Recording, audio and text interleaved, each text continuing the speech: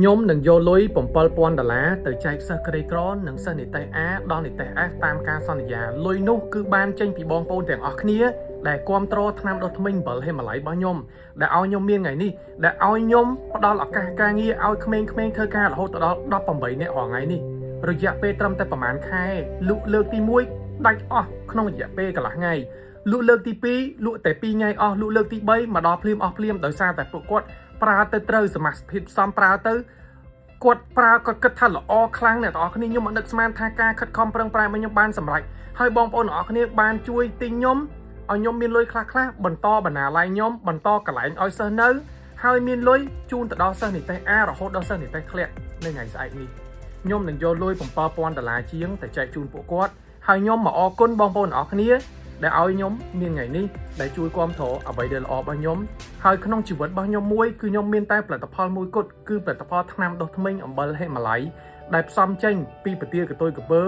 ពីអំបិលហេម៉ាឡៃគ្រឿងផ្សំចេញពីអឺរ៉ុបនិងប្រទេសនេប៉ាល់ខ្ញុំសង្ឃឹមថាឆ្នាំ2026ខ្ញុំនឹងមានរោងចក្រទូចមួយសម្រាប់វេចខ្ចប់ខ្លួនឯងដោយមិនបាច់ចាំទៅវេចខ្ចប់នៅកម្ពុជាក្រោមទៀតទេពីព្រោះសមាសធាតុផ្សំគឺយកចេញពីអឺរ៉ុបហើយនិងប្រទេសនេប៉ាល់មកយើងដឹកមកដល់ខ្មែរវេចខ្ចប់នៅខ្មែរដាក់ Make in Cambodia តែម្ដងគ្រប់យ៉ាងខ្ញុំមានថ្ងៃនេះក៏ដោយសារបងប្អូនទាំងអស់គ្នាក៏ដោយសារ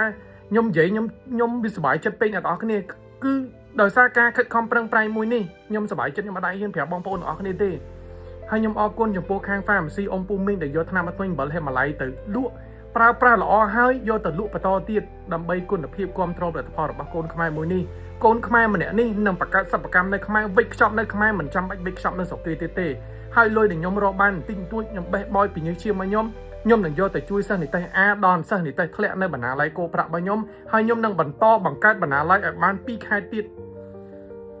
ចាំជួបខ្ញុំនៅថ្ងៃស្អែកអ្នកទាំងអស់គ្នាខ្ញុំមកនឹងមកអរគុណអ្នកទាំងអស់គ្នាគឺខ្ញុំមកអរគុណតែម្ដងខ្ញុំអរគុណខ្ញុំអត់មានចង់បានអីទេជីវិតមួយនេះគឺខ្ញុំចង់តែរស់នៅ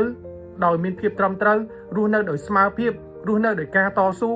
ហើយនឹងជួយគេទៅកាន់សង្គមជាតិមួយនេះទៅកាន់ប្រទេសរបស់ខ្ញុំហើយខ្ញុំអត់មានទៅណាចោលប្រទេសរបស់ខ្ញុំទេគឺខ្ញុំរស់នៅទឹកដីមួយនេះស្រឡាញ់ប្រជាពលរដ្ឋមួយនេះស្រឡាញ់ទីនេះបង្កើតបណ្ណាល័យបានច្រើនកន្លែងស្នាក់នៅបានច្រើនដើម្បីសង្គមជាតិខ្ញុំអត់ខ្វល់ថាអ្នកណាគេនិយាយមួយខ្ញុំមិនអាក្រក់មិនគឺខ្ញុំអត់ខ្វល់ទេគឺខ្ញុំខ្លួនឯងស្គាល់ខ្លួនឯងស្គាល់ពី fan របស់ខ្ញុំស្គាល់ពីអ្នកដែលស្រឡាញ់ខ្ញុំអ្នកដែលអានសភៅនៅកន្លែងខ្ញុំទាំងអស់ខ្ញុំអរគុណ